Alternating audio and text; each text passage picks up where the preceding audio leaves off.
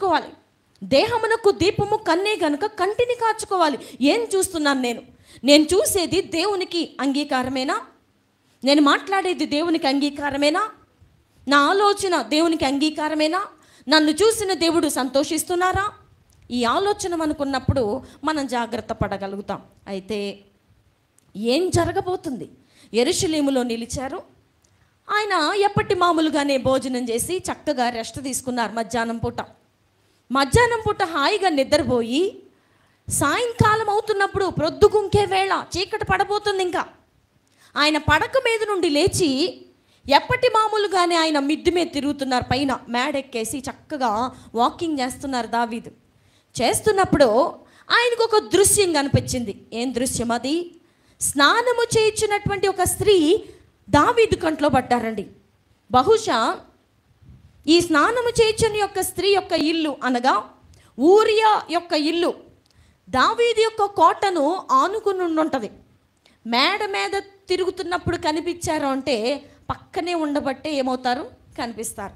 1 kilometre దూరం ఉంటే స్నానం చేసే స్త్రీ కనిపించరు.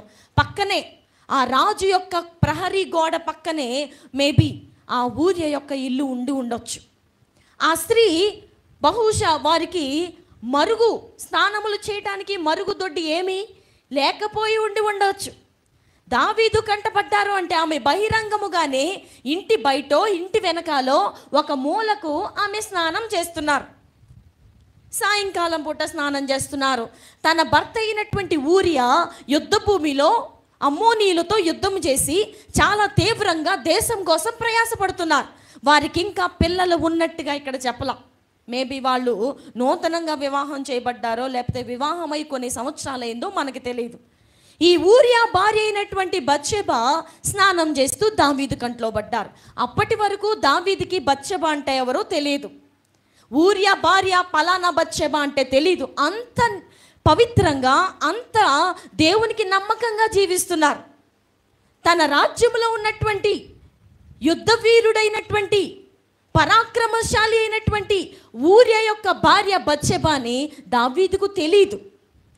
మనము నీతిని కాపాడుకొనుటకు ప్రయత్నించినప్పుడు మందిరంలో కొంతమంది పేర్లు మనం తెలుసుకోవడానికి ఇష్టపడము. పలానా వారి భార్య ఇలా ఉంటారంట, పలానా వారి భర్త ఈమంట, లేకపోతే పలానా వారి కుటుంబము ఇలా అంట అని మనం తెలుసుకోవడానికి ఇష్టపడము. అలాంటి నీతిని మనం కాపాడుకుంటాం. దావీదుకి ప్రజలందరి యొక్క అడ్రసెస్ దగ్గర నుంచి ఫోన్ నెంబర్ల దగ్గర నుంచి పేర్ల దగ్గర నుంచి అన్నీ తెలిసి ఉంటాయి. ఎందుకంటే రాజు కాబట్టి ఆ రాజ్యంలో ప్రతి ఒక్కరి పేరు ఉంటుంది. ఊరియా భార్య అయినటువంటి బత్షెబా ఎవరో తెలియనటువంటి పవిత్రంగా తెలుసుకోవాల్సిన అవసరం నాకు లేదు. నేనెందుకు పొరుగువాని యొక్క భార్య పేరు ఆమె ఎలా ఉంటారో ఏంటో నేనెందుకు తెలుసుకోవాలన్న పౌరుషము పవిత్రత దేవుని ముందున్నటువంటి ఆ పవిత్రతను కాపాడుకునే మనసు దావీదులో అప్పటి వరకు ఉంది. ఈరోజు మందిరంలోకి వచ్చిన నీవు నేను ఎవరు ఎలా ఉన్నారో చూడకుండా కన్నులను తిప్పుకోగలిగినటువంటి పవిత్రతను కాపాడుకోగలుగుతున్నామా? నా కన్ను నా ఇష్టమో, నేను ఎవరిని చూస్తే ఎవరికేంటంట, ఎవరు నన్ను చూస్తారో అనే ఆలోచన ధోరణిలో కొందరు ఉంటారు. కోటకు ఆనుకునే ఉన్నటువంటి బత్షెబా అప్పటి వరకు దావీదుకు తెలియదు. కోట కట్టి కొన్ని సంవత్సరాలు అవుతుంది. ఊరియా రాజ్యంలోనికి వచ్చి కూడా కొన్ని సంవత్సరాలు అవుతుంది. అసలు తెలుసుకోవడానికి ప్రయత్నించలా. ఈ రోజుల్లో కొంతమంది అడుగుతారు, మీ ఆయన గారు నిన్ను బాగా చూసుకుంటారా? మీ ఆయన గారు నీతో మంచిగా ఉంటారా? వారి ఆలోచన వేరే రకంగా అడుగుతూ ఉంటుంది అన్నమాట. మీ ఇద్దరు ఎలా ఉంటారు? మీ ఇద్దరు ఏం మాట్లాడుకుంటారు? మీ ఇద్దరు ఎక్కడికి వెళ్తారు? బయటికి వెళ్ళి ఏమి కొంటారు? ఏమి చేస్తారు? మీ ఆయన గారు నిన్ను ఎలా చూసుకుంటారు? ఏమేమి కొనిపిస్తారు? నిన్ను ఏమని పిలుస్తారు? నిన్ను ఎలా చూసుకుంటారు? ఏకాంతముగా ఉన్నప్పుడు మీరిరువురు ఎట్లా ఉండబోతారు? ఇది కొంతమంది యొక్క ఆతృత, ఆలోచన, చెడ్డ తలంపు. దావీదుకు అప్పటి వరకు బత్షెబా గురించి తెలుసుకోవాలన్న ఆలోచన లేదండి. ఎందుకంటే హృదయమును కాపాడుకుంటున్నారు కనుక. మనం మన హృదయం అనే కోటను కాపాడుకున్నంత కాలము ఎవరి భార్యల సంగతి, ఎవరి భర్తల సంగతి, ఎవరి యవనస్తురాళ్ల సంగతి మనకు అనవసరం.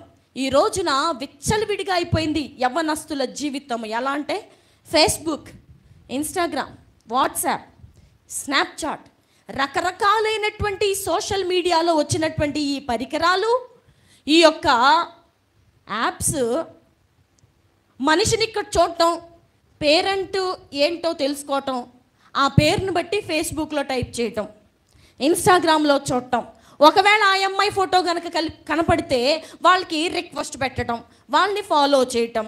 ఈ తింగర మేళాలు ఏం చేస్తారు, ఓ మా పలానా చర్చిలో ఉన్నటువంటి అబ్బాయి నన్ను ఫాలో చేస్తున్నాడు, ఇన్స్టాగ్రామ్లో నేనంటే నచ్చానని చెప్పాడు, వెంటనే ఫాలో బ్యాక్, నేను కూడా ఫాలో చేయాలి, ఇద్దరు ఫాలోయింగు అంకప్పటి నుంచి చాటింగులు. మందిరంలో మాత్రం ఒకరంటే ఒకరికి తెలియదు.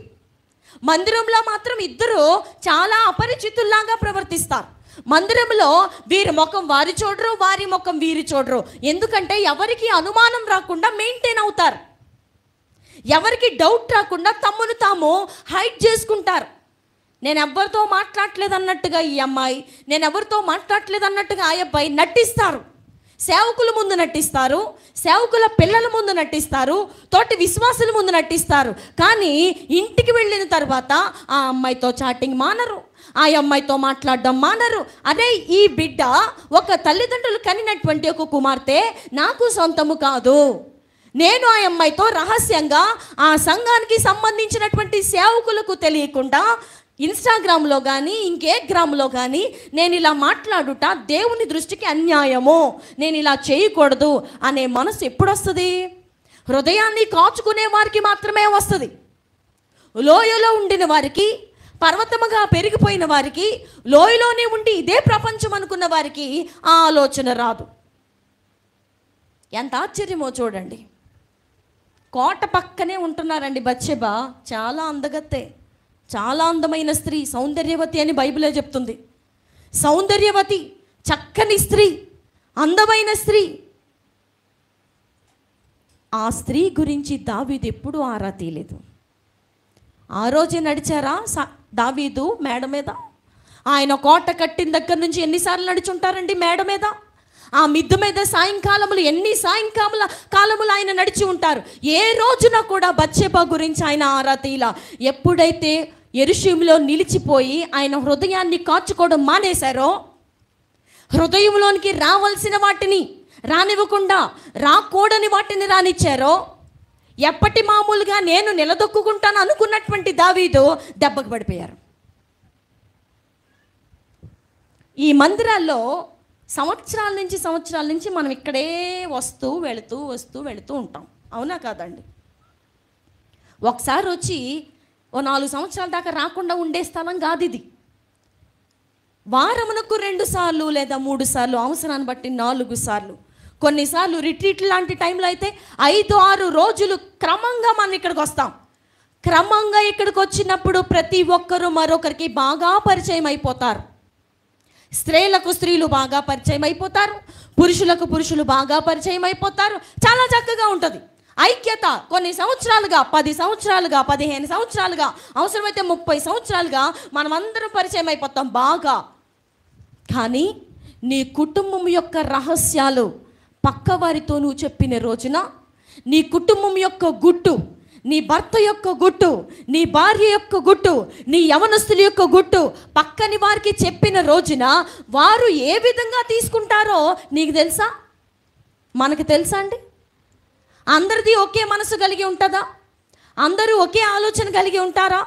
ఈ మందిరంలో మనం ఇన్ని సంవత్సరాల నుంచి కలిసి ఉన్నంత మాత్రాన మనము ఒకరినొకరు చిన్న చూపు చూసుకోవడానికి కాదు, లేకపోతే ఒకరినొకరు చాలా ఈజీగా ఈ అమ్మాయిని బట్టేయచ్చు, ఈ అబ్బాయిని బట్టేయచ్చు అని ఒక వేటాడే స్థలము కాదు ఇది. చేపల వేటకెళ్ళినట్టు ఏది పడితే అది ఒక గేలం వేసి కూర్చున్నట్టుగా కాదు మందిరం అంటే. నువ్వు ఇక్కడ చాలా రైట్గా కనిపిస్తున్నావు, కానీ ఇంటికి వెళ్ళిన తర్వాత ఎంతమంది అమ్మాయిలను నువ్వు వల్ల వేసుకుంటున్నావో నీకే తెలుసు. ఎంతమంది ఆడపిల్లల్ని వశపరచుకోవాలనుకుని వారిని ఫాలో చేస్తున్నావో, వారికి రిక్వెస్ట్లు పెడుతున్నావో, వారికి మెసేజ్లు పెడుతున్నావో దేవుడు చూస్తున్నారు నేను. ఏ స్త్రీ ఏ పురుషుడు కూడా మేము మందిరంలో పరిచయం అయ్యామండి, మందిరంలో నాకు తెలుసండి ఈయన, మేమిద్దరం పరిచయం అయినట్టు మా భర్తకు తెలియదండి, మేమిద్దరం పరిచయం అయినట్టు మా భార్యకు తెలియదండి, ఇలాంటి పిచ్చి మాటలు చెప్పకూడదు. మందిరాలు మ్యారేజ్ బ్యూరోలు కాదు. మందిరాలు లవర్స్ని మెయింటైన్ చేసే వేదికలు కాదు. మందిరాలు ఇష్టం వచ్చినట్టు క్లబ్బులు పబ్బులు కాదు. మందిరాలు లోకస్తులు జీవించే స్థలము కాదు. మందిరములో ఎవరు పడితే వాళ్ళని చూసుకోండి, చాలామంది స్త్రీలు వస్తున్నారు కాబట్టి, చాలామంది పురుషులు వస్తున్నారు కాబట్టి, అందమైన యవనస్తురాళ్ళు, ఉద్యోగములు కలిగినటువంటి సాఫ్ట్వేర్ ఇంజనీర్లు అయినటువంటి మగపిల్లలు వస్తున్నారు కాబట్టి, మీకు నచ్చిన వారిని చూసుకుని వారిని ఫాలో చేసి వారితో మాట్లాడి పెళ్ళిళ్ళు చేసుకోండి అని చెప్పే మందిరం కాదు. What is the real meaning of the church? మందిరం యొక్క అసలైనటువంటి అర్థం ఏమిటి? దేవుడు నివసించే స్థలం ఇది. యెరూషలేము మీద నా కనుదృష్టి ఉంటుందని దేవుడు చెప్పారు. Every time the lord wants to stay here. ప్రతిసారి దేవుడు ఇక్కడికి పలుమార్లు రావటానికి ఇష్టపడే స్థలమే ఈ మందిరము. అనేక మందికి దర్శన రూపంలో కనపడిన స్థలమే ఈ మందిరము. దేవుని దూతలు పలుమార్లు ఈ మందిరంలో సంచరించిన స్థలమే ఈ మందిరము. ఈ మందిరం యొక్క విలువ ఎంతమందికి తెలిసింది? చులకన భావం మనుషుల్లోకి వచ్చినప్పుడు, ఓ పలానా అమ్మాయి మా యూత్ క్లాస్లో ఉంటుంది కదా, నేను ఆ అమ్మాయిని చక్కగా వాళ్ళ వేసుకోవచ్చు, ఏం కాదు. పలానా పురుషుడు వాళ్ళ వైఫ్ నాకు బాగా క్లోజు, వాళ్ళ ఆవిడ గారు నాకు బాగా తెలుసు, నా పక్కనే కూర్చుంటుంది, అన్నయ్య గారు అనుకుంటూ నేను మెసేజ్ పెట్టచ్చు, ఏం కాదు. తమ్ముడు గారు అనుకుంటూ నేను ఫోన్ చేయొచ్చు, ఏం కాదు. ఆయన ఫోన్ నెంబర్ నా దాంట్లో సేవ్ చేసుకోవచ్చు, అవసరమైనప్పుడల్లా నేను ఫోన్ చేయొచ్చు. నోటి మాటకే అన్నయ్య గారు, నోటి మాటకే తమ్ముడు గారు, నోటి మాటకే అంకుల్ గారు, నోటి మాటకే తండ్రి, నోటి మాటకే అన్నయ్య. నీ హృదయ భావము నీకే తెలుసు. నీ హృదయ భావము సైతాను చక్కగా మరొక రూపంలో దాన్ని పంపిస్తున్నాడన్న సంగతి నీకు బాగా తెలుసు. ఎంతమంది ఈ రోజున అన్నయ్య అనుకుంటూ పాపంలో పడిపోయిన వారు ఉన్నారండి? పేరు సేవ్ చేసుకోవడం కూడా చెల్లి. ఈ చూసే తల్లిదండ్రులు, అక్కలు, చెల్లెలు అందరూ అమాయకులు అనమాట. నేమ్ ఫీడ్ చేసుకోవడం కదా, ఆ ఫోన్లోనో, ఇన్స్టాగ్రామ్లోనో, వాట్సాప్లోనో, ఫేస్బుక్లోనో ఎక్కడో ఆ అబ్బాయి నంబరు సేవ్ చేసుకునేటప్పుడు ఎట్లా సేవ్ చేసుకుంటున్నారు వీళ్ళు? అన్నయ్య. ఫోన్ వస్తున్నప్పుడు ఈ అమ్మాయి ఒకవేళ బాత్రూంలో ఉందనుకోండి, ఫోన్ వస్తున్నప్పుడు ఏమని కనిపిస్తుంది? అన్నయ్య. ఓహో, మా ఓడు కాల్ చేస్తున్నట్టున్నాడు, ఏమే అన్నయ్య పిలుస్తున్నాడు నిన్ను, దా వచ్చి ఫోన్ మాట్లాడు. నిజంగా అన్నయ్యనా? ఈ అమ్మాయి ఫోన్ నెంబర్లో ఫీడ్ చేసుకున్నప్పుడు చెల్లి, ఆ అబ్బాయి ఫోన్లో చెల్లి అని వస్తుంది. ఏ పేరైతే ఆ పేరు చెల్లి. పెచ్చమ్మ చెల్లి, బొడ్డమ్మ చెల్లి, ఇంకేదో రకరకాల పేర్లు పెట్టుకుని, ఇంకేదో పేర్లు పెట్టుకుని చివర చెల్లి. నాకు మంచి చెల్లినిచ్చారు దేవుడు. మళ్ళీ ఇంకొక మాట కొత్తగా యాడ్ చేసే మాట ఏంటంటే, నాకు దేవుడు ఇచ్చారు ఈ చెల్లిని, మనుషులు ఎవరు ఇవ్వలేదు, నాకు దేవుడు ఇచ్చారు. నిజమే చెల్లే. నీ చెల్లితో నీ ప్రవర్తన మరేంటి అసభ్యంగా ఉంది? చెల్లితో అలాగ ప్రవర్తిస్తారా? నీ ఇంట్లో ఉన్న చెల్లితో నువ్వు ఎప్పుడైనా అలా ప్రవర్తించావా? నీ సొంత చెల్లితో నువ్వు ఎప్పుడైనా అలా మాట్లాడావా? మీ ఇద్దరు కలిసి ఒకే బండి మీద షాపింగ్కి వెళుతున్నారా? చెల్లా నీకు? ఎట్నుంచి చెల్లి, ఎక్కడి నుంచి చెల్లి? చెల్లి అనుకుంటూ చెల్లితో పాపంలో పడిపోయినటువంటి అన్నయ్యలు ఎంతమంది ఉన్నారో తెలుసా ఈ ప్రపంచంలో? మందిరాల్లో అన్నయ్య అనుకుంటూ అన్నయ్యతో పాపంలో పడిపోయినటువంటి చెల్లెళ్ళు ఎంతమంది ఉన్నారో? ఆ చెల్లికి ఉన్నటువంటి విలువ ఎప్పుడో పోయింది, ఆ అన్నయ్యకు ఉన్నటువంటి విలువ ఎప్పుడో పోయింది. పేరుకు మాత్రమే అన్నయ్య, పేరుకు మాత్రమే అన్నయ్య గారు, పేరుకు మాత్రమే అక్కయ్య గారు, మనసులో మాత్రం వరస వేరే రకంగా ఉంది. హృదయాన్ని కాచుకున్నప్పుడు పైకి అన్నయ్యని పిలిచి లోపల పాపము చేస్తూ ఉంటాడు ఆ మనిషి.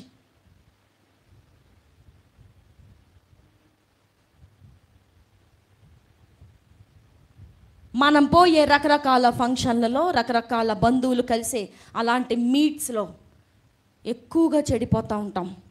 ఎక్కువగా అన్నయ్య అనుకుంటూ అన్నయ్య మీద చేతులేసి బండెక్కి దింపవా, లేకపోతే నన్ను అక్కడ ఎక్కించుకోవా, ఇక్కడ ఎక్కించుకోవా, వారి శరీరం మన శరీరము తగిలేలాగా కూర్చొని మనసులో వేరైన ఓటలు మింగుతూ ఆలోచనలు అన్నయ్య అని నోటితో చెప్పుకుంటూ ఎంత పాపమును సైతాను నీలో ఇంజెక్షన్ ద్వారా ఇంజెక్ట్ చేస్తున్నాడో ప్రియ దేవుని బిడ్డ. మారు మనసు పొందినప్పుడు ఈ ఇంజెక్షన్లన్నీ బయటికి వెళ్ళిపోవాలి. వరసకు చెల్లి అవుతుంది, ఆ చెల్లితో నువ్వు ఎన్నిసార్లు పాపం చేస్తున్నావు? వరుసకు నీకు అన్నయ్య అవుతున్నాడు. నువ్వెన్నిసార్లు నీ అన్నయ్య గురించి మనసులో వేరైన అభిప్రాయము కలిగి దేవునికి బాధ కలిగిస్తున్నావు.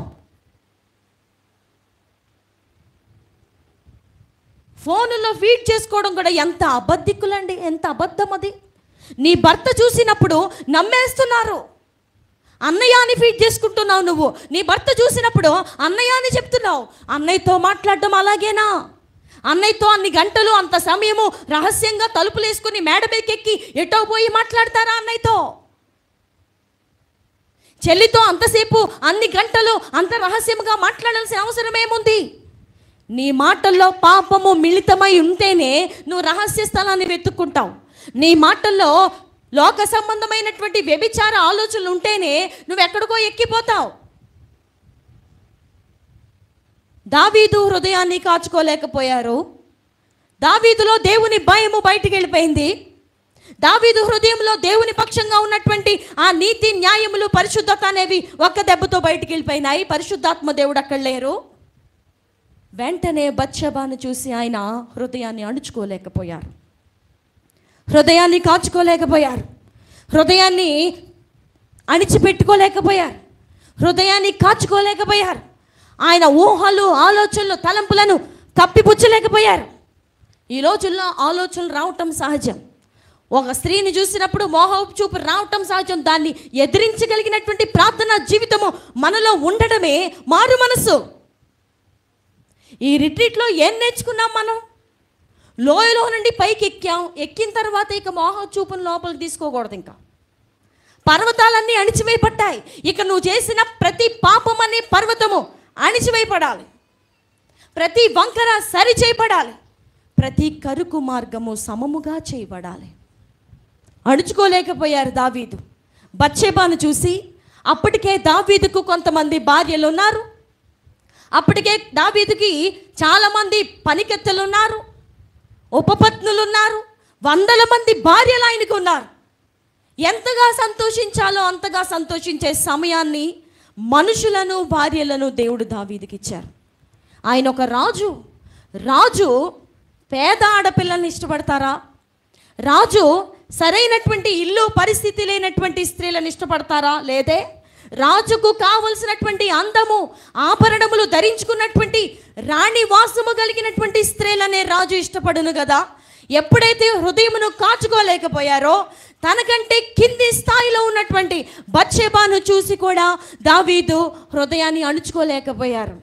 పైన తిరిగారు. తిరుగుతూ స్నానము చేసి ఒక స్త్రీ కనిపించినప్పుడు ఆమె బహు సౌందర్యవతిగా ఉండుట దావీదు చూసి వెంటనే గబగబా మెట్లు దిగి లోపలికి వెళ్ళిపోయారు. సైలెంట్గా వెళ్ళిపోయిన తర్వాత తన పని వారిలో ఒక అతన్ని పిలిచి, అబ్బాయి, మన కోట పక్కనే ఆనుకున్నటువంటి ఇల్లు ఎవరిదో కనుక్కునరా, ఆ ఇంట్లో ఉన్నటువంటి స్త్రీ ఎవరో ఏంటో ఆమె యొక్క డీటెయిల్స్ అన్నీ నాకు కరెక్ట్గా 5 నిమిషాల్లో చెప్పు అన్నారు. రాజు మాట ఎవరు తీసేస్తారు? రాజు మాట ఎవరు కాదంటారు? గబగబా పనివాడు వెళ్ళారు. తలుపు కొట్టంగానే చక్కటి అందమైనటువంటి బత్షెబా బయటకు వచ్చారు. బయటకు వచ్చినప్పుడు, ఏమ్మా మీరెవరు? నేను ఫలానా ఊరియా యొక్క భార్య అయినటువంటి బత్షెబాను. నా భర్త అయినటువంటి ఊరియా నీతిమంతుడు. ఆయన యుద్ధములో ఉన్నారు, ఆయన యుద్ధము చేస్తున్నారు. ఆయన కొరకు నేను ప్రార్థించుచున్నాను. నా రాజు చిన్నపోకుండా, నా రాజ్యము చిన్నపోకుండా, మేము అపజయము పాలు కాకుండా నేను దేవుని సన్నిధిలో మొరపెడుతున్నాను అని చాలా డీటెయిల్స్ చెప్పి ఉంటారు. అమ్మా, అర్జెంటుగా రాజుగారు మిమ్మల్ని ఏం చేయమంటున్నారు? రమ్మంటున్నారు. రాజా, నన్ను రమ్మంటున్నారా? ఇన్ని సంవత్సరాల్లో ఒక్కరోజైనా రాజు పిలుపు నేను అందుకొనలేదే. ఈరోజు ఎందుకు రాజు నన్ను పిలుస్తున్నారు? నన్ను చంపేస్తారా? లేకపోతే నాకు ఏదైనా ఉరిశిక్ష విధిస్తారా? నేను ఏదైనా చేయకూడని పని చేశానా? బత్షెబా మనసులో చాలా రకాలైనటువంటి ఆలోచనలు మెదులుతా ఉన్నాయి. ఏమి చేయబోతారో ఇప్పుడు నన్ను? నేను ప్రాణాలతో బయటికి వస్తానా లేదా? నేను నా భర్తను మరలా చూసుకుంటానా? నా గుమ్మము మరలా దాటి నేను లోపలికి వస్తానా? రాజు పిలుపంటే మామూలు విషయం కాదు. నేనేదో అయిపోబోతున్నాను ఇప్పుడు అనే భయముతో ఆమె ఇంట్లో నుంచి బయటకు వస్తూ రాజు నగరి దగ్గరికి వచ్చారు. వచ్చినప్పుడు రాజు పిలుస్తున్నారు, బత్షెబా లోపలికి రా. రాజు స్థాయి ఎక్కడ? సామాన్యురాలైనటువంటి బత్షెబా స్థాయి ఎక్కడ? హృదయాన్ని కాచుకోలేని ప్రతి మనిషి కూడా వయసుతో నిబంధన లేదు. వయసుతో ఏమాత్రం వారికి ఆలోచన ఉండదు. వయసుతో ఆలోచించకుండానే, వారి యొక్క సామర్థ్యంతో ఆలోచనించకుండానే అసలు నా వయసు ఏంటి, ఆ బిడ్డ వయసు ఏంటి, నేను ఎందుకు ఇలా చేస్తున్నాను, నాకేమో పెళ్ళిడికి వచ్చిన పిల్లలు ఉన్నారు, కొంతమందికి పెళ్ళిళ్ళు అయిపోయినాయి, నేను ఒక 16 ఏళ్ల అమ్మాయిని చూసి గుటకలు మింగుట అది దేవుని దృష్టిలో అంగీకారమైనటువంటి మనసేనా? నా వయసు చూస్తే 50, 60, 70 వయసులో ఉన్నాను, ఒక 15 ఏళ్ల యవనస్తురాల్ని నేను ఆశించవచ్చునా? నాకు చూస్తే చక్కటి పిల్లలు 2 ఉన్నారు, నాకు భార్య ఉన్నారు, నేను మరొక స్త్రీని అనగా మరొక పురుషునికి జత చేయబడినటువంటి ఒక స్త్రీని ఆశించవచ్చునా? ఎవరో తింటున్నటువంటి పాత్రను నేను లాక్కొని నా పాత్ర అన్నట్టుగా నేను దాన్ని తినవచ్చునా? మనుషులకు ఆలోచన ఎప్పుడుండదో తెలుసా అండి? హృదయాన్ని కాచుకోలేనప్పుడే వాయా వరసలు ఉండవు, కనీసం ఇంగిత జ్ఞానం ఉండదు. వాయా వరసల్ని తప్పిపోతారు, ఇంగిత జ్ఞానమును సైతము పక్కన పెడతారు. రాజు అండి ఆయన. 40 సంవత్సరములు ఇశ్రాయేలీల లక్షల మంది ప్రజానీకాన్ని పరిపాలిస్తున్న ఒక వీర ధీర శూరత్వము కలిగినటువంటి దావీదు, కుడి ఎడమల యుద్ధము చేయగలిగినటువంటి దావీదు, పౌరుషవంతుడు, పరాక్రమవంతుడు, దేవుని చేత మెప్పు పొందినవాడు, దేవుని చిత్తానుసారమైన వాడు, అనేక కీర్తనలు రాసినవాడు, గొలియాతును జయించినవాడు. ఇలాంటి పరాక్రమవంతుడైనటువంటి దావీదుకి అందమైన భార్యలుండగా ఆ భార్యలో పడేసినటువంటి బంగారమే బోళ్ళంత ఉంటుంది. అంత సామర్థ్యము కలిగినటువంటి సౌలు కుమార్తె అయిన మేకాలు పక్కనుండగా, అందమైనటువంటి స్త్రీ అయిన మేకాలు పక్కనుండగా, భార్య పక్కనుండగా, తాను ఇంకా మనసుకు నచ్చి వివాహం చేసుకున్నటువంటి అబీగైలు పక్కనుండగా, ఒక సామాన్యమైనటువంటి ఒక పేద స్త్రీ అయినటువంటి, కనీసము సరైన వస్త్రధారణ లేనటువంటి, సరైన పరిస్థితి లేనటువంటి ఒక పేద స్త్రీకి లోబడిపోయి, ఒక పేద స్త్రీ యొక్క లెవెల్కి దిగిపోయి, ఈయన స్థాయి ఏమో రాజరికపు స్థాయి, ఆమె స్థాయి ఏమో సామాన్యురాలు.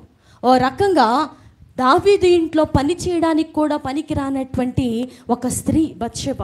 అంత చిన్న స్థాయి.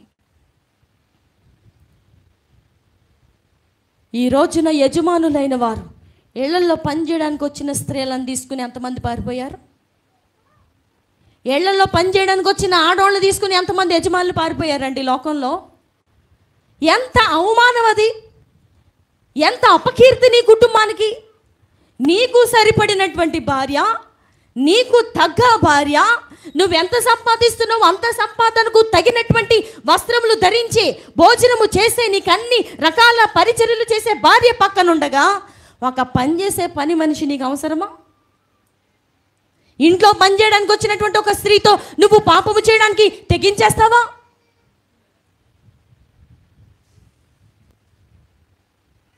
మన మందిరం పక్కనే ఈ 4 పోర్షన్ల బిల్డింగ్లో ఒక ఫ్యామిలీ ఉండేవారు. మేము బాగా చిన్నపిల్లలప్పుడు. వాళ్ళకి ఒకే ఒక్క పాప, ఒక బాబు. ఆ అమ్మాయి ఎదురుగా ఉన్నటువంటి ఒక అమ్మాయితో ఫ్రెండ్షిప్ చేయడం మొదలుపెట్టింది. ఆ అమ్మాయికి ఆల్రెడీ లవర్స్ ఉన్నారు. ఆ అమ్మాయి కాలేజ్లో చాలా రకరకాల విచ్చలవిడిగా తిరుగుతున్నటువంటి స్త్రీ, యవనస్తురాలు. ఆ అమ్మాయితో సాంగత్యము చేసినప్పుడు ఈ అమ్మాయిలో కూడా అదే రకమైనటువంటి ఆలోచనలు, అదే రకమైనటువంటి ఆత్మ పనిచేసి ఈ అమ్మాయికి కూడా ఒక అబ్బాయిని ప్రేమించాలన్న మనసు వచ్చింది. వచ్చినప్పుడు ఏం చేసింది? వాళ్ళ నాన్నగారిది సమోసాల బిజినెస్.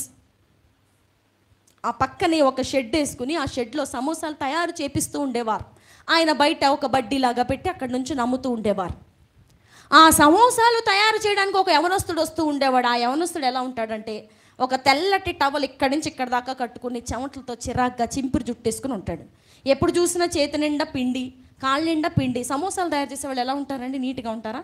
వాళ్ళు అలాగే ఉంటారు. ఆ సమోసాలు తయారు చేసి ఆ అబ్బాయితో మాట్లాడడం మొదలుపెట్టి వీళ్ళిద్దరు కలిసి వెళ్ళిపోయారు. వెళ్ళిపోయి అక్కడెక్కడో కొల్లేరు దగ్గర, ఇక మన ఇద్దరికి పెళ్లి చేయరు, మన ఇద్దరికి సంగతి తెలిసిందంటే ఇంట్లో రానివ్వరు, ఏదో చేసేస్తారని కూల్ డ్రింక్లో పురుగుల ముందు కలుపుకొని తాగేసి అక్కడే చచ్చిపోయారు. అసలు ఈ అమ్మాయి వయసు ఎంత, ఆ అబ్బాయి వయసు ఎంత, ఈ అమ్మాయి స్థాయి ఎక్కడ, ఆ అబ్బాయి స్థాయి ఎక్కడ? ఈ రోజున హృదయం చెడిపోయినప్పుడు మనుషులు ఎవరితో ఏం చేస్తున్నారో, ఎవరి గురించి ఆలోచిస్తున్నారో ఆలోచించేటువంటి జ్ఞానము మనుషుల్లో కోల్పోతారు. ఎగ్జాక్ట్లీ లైక్ దావీదులాగే. నేను ఒక రాజుని కదా, అంత సామాన్యమైనటువంటి స్త్రీని నేను కనుక కోటలోనికి తెప్పించుకుంటే నా భార్యలందరి ముందు నేను చిన్నబోతానన్న ఆలోచన ఆయనకి లేదు. ఒకవేళ మీకాలయం చూసినప్పుడు ఏంటండి అసలు ఆ అమ్మాయి ఏంటి, మీరేంటి, ఏంటి అమ్మాయితో మాట్లాడుతున్నారేంటి అంటారేమో అనే ఆలోచన లేకపోయింది. హృదయం చెడగొట్టుకుని కూర్చుంటే ఎవరైనా పర్లేదు అనిపిస్తుంది. హృదయం చెడగొట్టుకుని కూర్చుంటే ఈ అబ్బాయి వయసు 18, ఆ ఆంటీ వయసు 34. ఈ 34 వయసు వచ్చిన ఆంటీ కూడా కావాలి ఈ 16 ఏళ్ళ అబ్బాయికి. లోకము ఎంత చెడిపోయిందో చూడండి ప్రియమైన దేవుని బిడ్డలారా. వయసుతో నిమిత్తము లేదు, ఎవరైనా పర్వాలేదు, ఆల్వేస్ వెల్కమ్. ఏ వయసు అయినా పర్వాలేదు, నువ్వు లావుగా ఉన్నా పర్లేదు, నీ జుట్టు నెరిసిపోయినా పర్లేదు, నువ్వు ఒక స్త్రీవైతే చాలు. నువ్వు అంకులవైనా పర్వాలేదు, నువ్వు తాతవైనా పర్వాలేదు, నువ్వు యవనస్తుడుగా లేకపోతే మారిపోయి నా దగ్గరికి వస్తే చాలు, నువ్వు ఒక పురుషుడివై ఉంటే చాలు. ఎలాంటి నీచానికి దిగజారిపోయిన సమాజంలో మనం జీవిస్తున్నామో చూడండి. నీచాతి నీచమైన పనులు.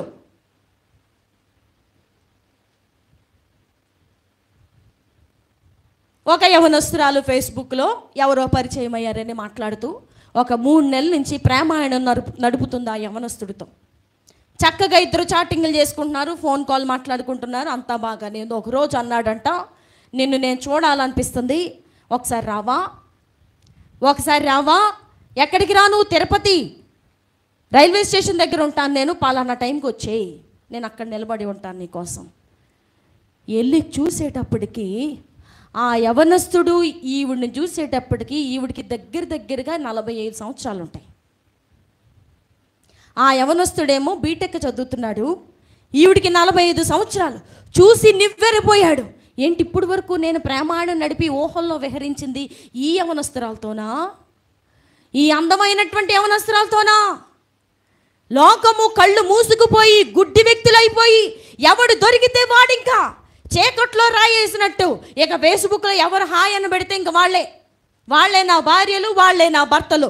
నీచానికి దిగజారిపోయినటువంటి మనుషులు హృదయాన్ని చెడిపేసుకున్న వారు ఎలాంటి పనులు చేస్తారు? నేనెందుకు ఒక పురుషుడితో మాట్లాడాలి? ఒకప్పుడు మాట్లాడానేమో, ఇప్పుడు ఎందుకు నేను అలా ఆకర్షించాలి?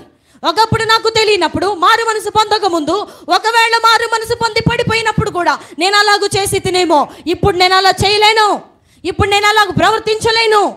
నేను దావీదు వలె నా స్థాయిని మర్చిపోయి నీచానికి దిగజారిపోయినటువంటి పనులు నేను చేయను.